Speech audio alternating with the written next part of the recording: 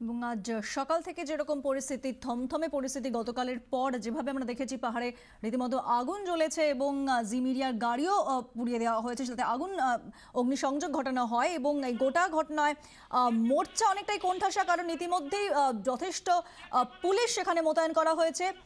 এবং গতকাল রাতেও আমরা দেখলাম যে লোদামায় সেখানে যে প্রাথমিক স্বাস্থ্য কেন্দ্র আছে তাতে আগুন ধরিয়ে দেওয়া হয় এবং রামবিকে আগুন জ্বালিয়ে দেওয়া হয়েছে বিদ্যুৎ দপ্তরের অফিসে।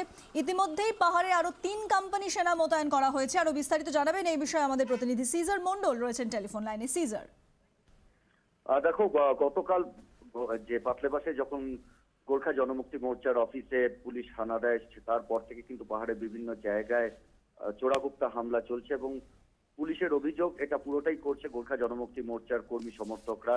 গতকালই কালিম্পং এবং কার্শিয়াং এর বিভিন্ন জায়গায় বাস এবং কয়েকটি বাংলোতে আগুন লাগানো হয়েছিল।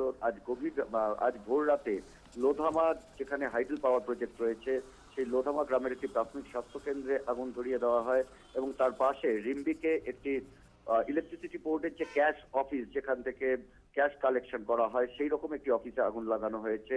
অর্থাৎ সার্বিকভাবে পরিস্থিতি কিন্তু যথেষ্ট অশান্ত হয়ে রয়েছে। বিভিন্ন জায়গা থেকে কিন্তু এই ধরনের ঘটনা খবর আসছে। গয়াবাড়ি স্টেশনে, টয় ট্রেনের যে স্টেশন, সেখানেও আগুন লাগিয়ে দেওয়া হয় গতকাল রাতে।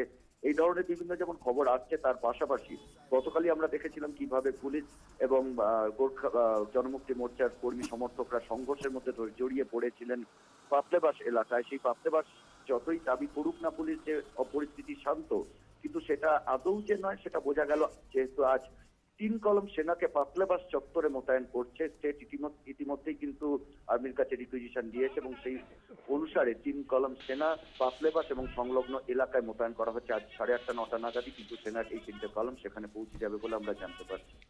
সিজার, ধন্যবাদ। সিজার মন্ডল আমাদের প্রতিনিধি আমাদের সঙ্গে ছিলেন এতক্ষণ টেলিফোন লাইনে।